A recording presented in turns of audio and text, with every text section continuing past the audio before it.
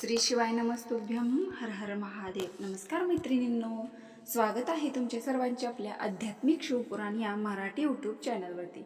आजचा दिवस तुम्हाला खूप छान सुखाचा आनंदाचा जाऊ हीच मी भगवान शिवशंकरांच्या चरणी प्रार्थना करते आणि आज या नवीन व्हिडिओला सुरुवात करते. बघा, पुरातन काळातील गोष्ट आहे.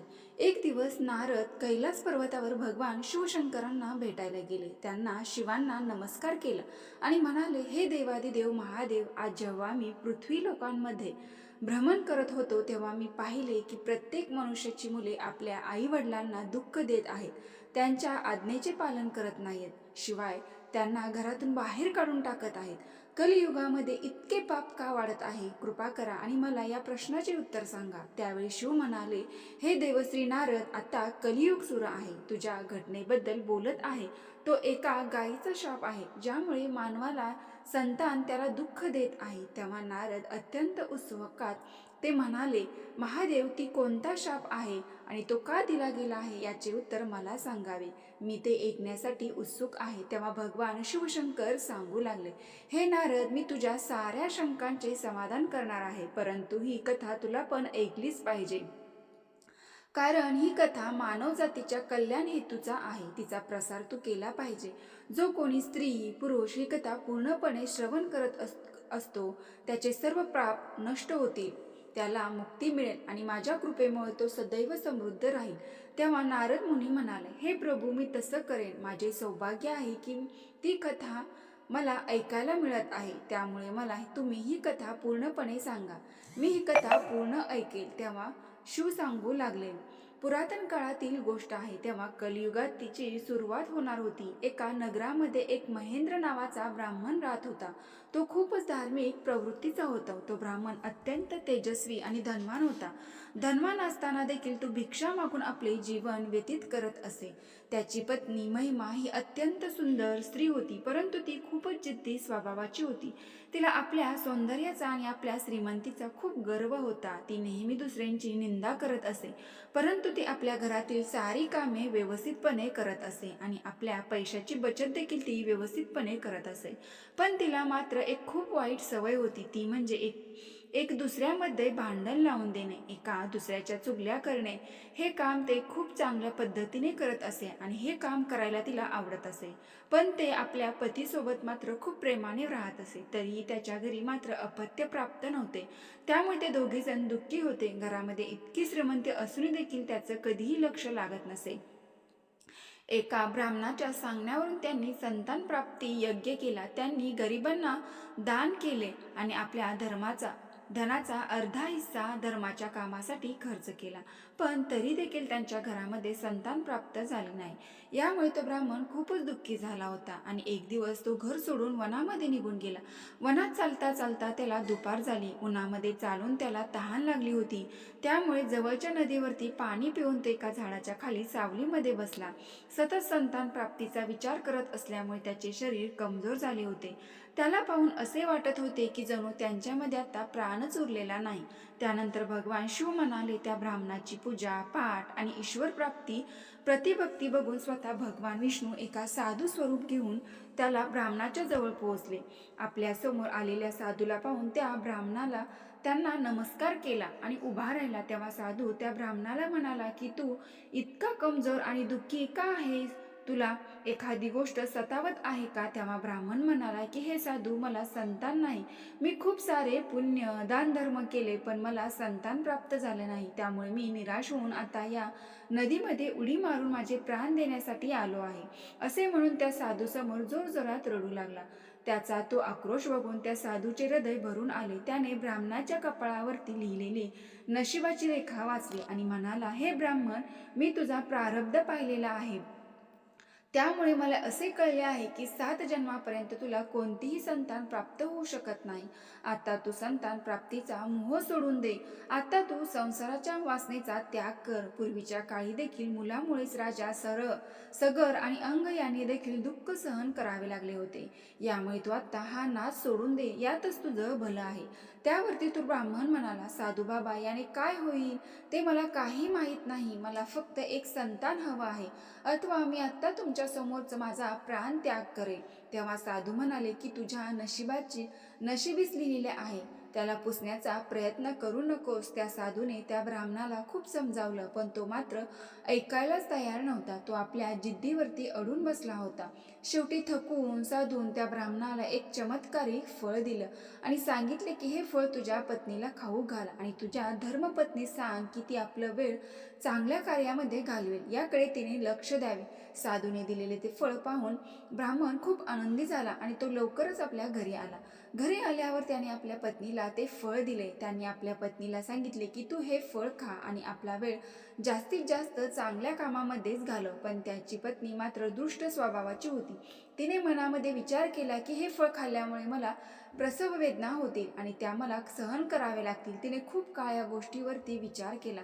त्यानंतर तिने ते फळ लपवून ठेवले. एके दिवशी तिची बहीण तिला भेटण्यासाठी घरी आली. तेव्हा तिने आपल्या बहिणीला सर्व काही हकीकत सांगितली.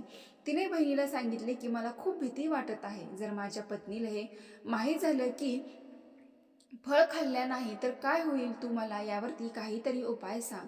त्यावर तिची बहीण म्हणाली, तू अजिबात काळजी करू नकोस, मी गरोदर आहे. मी तुला माझं मूल देईल. तू फक्त घरामध्ये तू गरोदर असल्याचं नाटक कर आणि या बदल्यात तू माझ्या पतीला आणि मला खूप सारे धनसंपत्ती दे. त्यामुळे माझे पती देखील या कामासाठी तयार होतील. त्यानंतर ते लोकांमध्ये गोष्ट पसरवतील आणि की माझा मुलगा गर्भातच मरण पावला. मी प्रत्येक दिवशी येऊन बाळाचे पालन पोषण करेन. फळाची सत्यता तपासण्यासाठी तू हे फळ गाईला खाऊ घाल. याप्रमाणे ब्राह्मणाच्या पत्नीने ते फळ गाईला खाऊ घातले. काही दिवसानंतर तिच्या बहिणीला मुलगा झाला. तिच्या बहिणीचा नवरा त्या बाळाला गुपचूपपणे ब्राह्मणाच्या बायकोकडे घेऊन आला. त्यानंतर त्याच्या पत्नीने ब्राह्मणाला सांगितले की आपल्याला पुत्राची प्राप्ती झालेली आहे आणि मला कोणताच त्रासही झाला नाही. हे सारं ऐकून तो ब्राह्मण देखील खूप आनंदित झाला. त्या ब्राह्मणाने खूप आनंदाने पूर्ण गावभर पेढे वाटले, खूप दानधर्म केला. सर्व कार्यक्रम संपल्यानंतर ब्राह्मणाची पत्नी आपल्या पतीला म्हणाला की मला दूध येत नाही, मग मी या बाळाचे पालन पोषण कसे करू शकते. माझ्या बहिणीला देखील मूल झालं होतं, पण ते मृत झालेले आहे. यामुळे आपण तिला आपल्याच घरात आणून ठेवूया, म्हणजे ती आपल्या बाळाला दूध पाजेल. काही काळ गेल्यानंतर हे फळ एका गायीने खाल्ल्यामुळे त्या गायीला एका बाळाला जन्म दिला. पण ते बाळ मात्र दिसायला मानवाच्या मुलासारखे होते. ते खूपच सुंदर आणि सुदृढ बाळ होते. एका गायीने मुलाला जन्म दिला ही गोष्ट संपूर्ण गावामध्ये पसरली आणि गावचे लोक हे आश्चर्य पाहण्यासाठी येऊ लागले.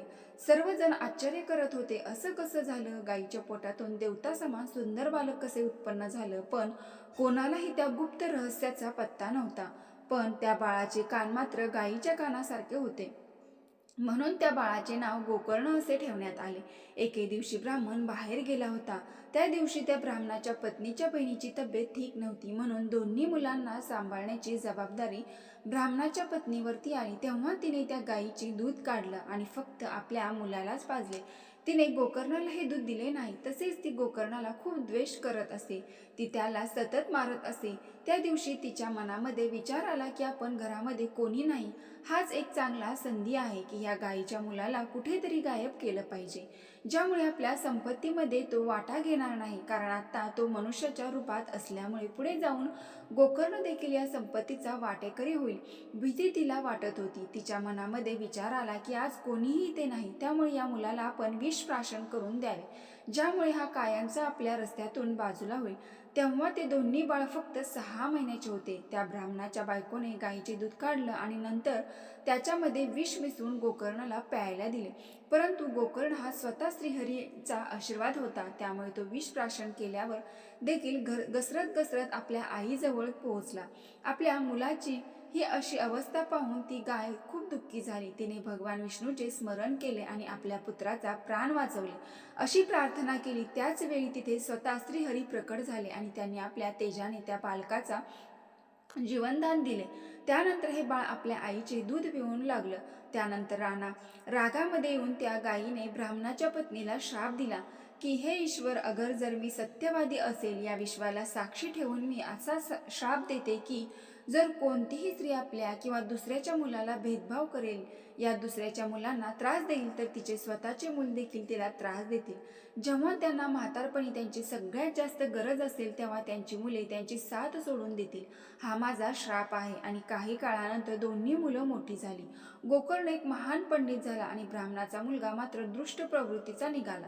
तो खूपच क्रोधी क्रूर बनला होता। त्याला संतान चुकीची भेटली होती। त्यांनी परस्त्रीच्या नादी लागून आपली सारी संपत्ती त्या स्त्रीवरती खर्च करून टाकली। एक दिवस तो रागात येऊन आपल्या आई वडिलांना मारू लागला। आता ब्राह्मण देखील दरिद्री झाला होता। तो आकांत करून रडत होता आणि म्हणत होता की मला संतान नव्हती तेच खूप चांगले होते। अशी संतान असून नसल्यास जमा आहे। आता मी कुठे जाऊ? मला माझे प्राण त्यागायचे आहेत। त्याच वेळी तिथे गोकर्ण आला। त्याने आपल्या वडिलांना समजावून सांगितले, या जीवनामध्ये काही सोबत राहत नाही, दुःख देखील त्याचाच एक भाग आहे। या जगामध्ये कोणीच कोणाचा पुत्र आहे आणि धन तरी कोणाचा आहे। जो त्याच्या अधीन जातो त्याला दिवस रात्र हाल अपेष्टा सहन कराव्याच लागतात। म्हणून मित्रो, जास्तीत जास्त चांगल्या संगतीत आपण आपल्या मुलांना कसे ठेवू शकतो याकडे लक्ष द्या। आपण आपल्या मुलांना चांगले संस्कार द्या, चांगले शिकवा। बघा, मुले ही चिखलाचा गोळा असतो। आपण त्याला जसा आकार देऊ त्या प्रकारे त्याचा आकार होत असतो।